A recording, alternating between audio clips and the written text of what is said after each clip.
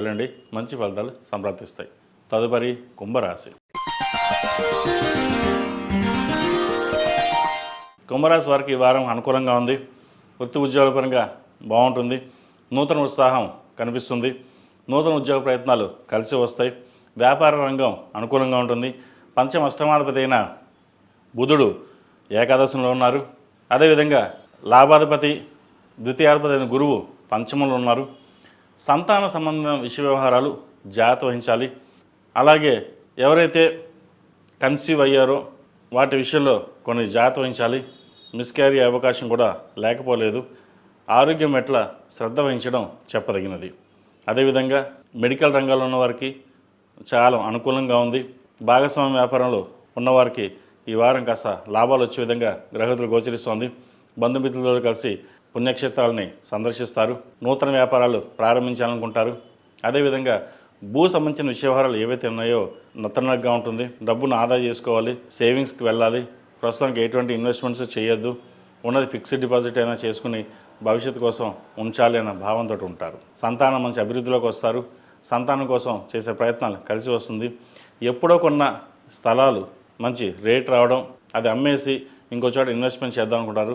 ప్రస్తుత కాలమాన ప్రకారం ఉన్న స్థిరాస్తిని అలాగే ఉంచి ఎటువంటి యాక్టివిటీస్ లేకుండా చేయడం అనేది చెప్పదగినది. ఈ రాశిలో జన్మించిన స్త్రీలకు వృత్తి ఉద్యోగాల పరంగా అనుకూలంగా ఉంటుంది. వ్యాపార పరంగా బాగుంటుంది. చతుర్థ భాగ్యాధిపతి అయిన శుక్రుడు ఏకాదశంలో ఉన్నారు.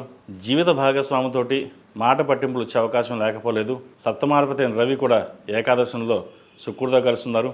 పంచమ అష్టమాధిపతి అయిన బుధుడు ఏకాదశంలో, చతుర్థ భాగ్యాధిపతి అయిన శుక్రుడు కూడా ఏకాదశంలో ఉన్నారు. 4 గ్రహాలు ఏకాదశంలో ఉన్నాయి. భాగస్వామితో పాటు వ్యాపారాలు కూడా ఏవైతే ఉన్నాయో వాటి విషయంలో ఆచితూచి వ్యవహరించాలి. ఏదైనా ఒక నిర్ణయం తీసుకున్నామంటే అది అందరికీ ఆమోదయోగ్యంగా ఉండాలి. ఏకపక్ష నిర్ణయం పనికిరాదు.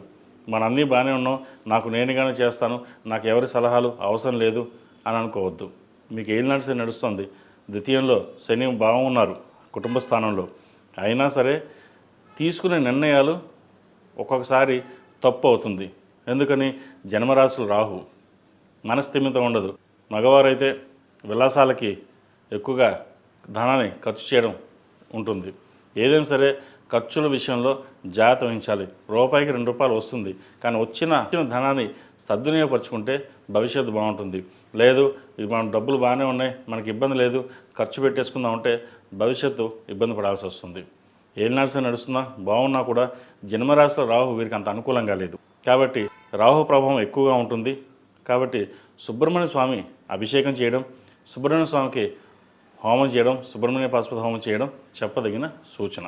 ఈ రాశిలో జన్మించిన వారికి కలిసి వచ్చే సంఖ్య 9, కలిసి వచ్చే రంగు నేవీ బ్లూ.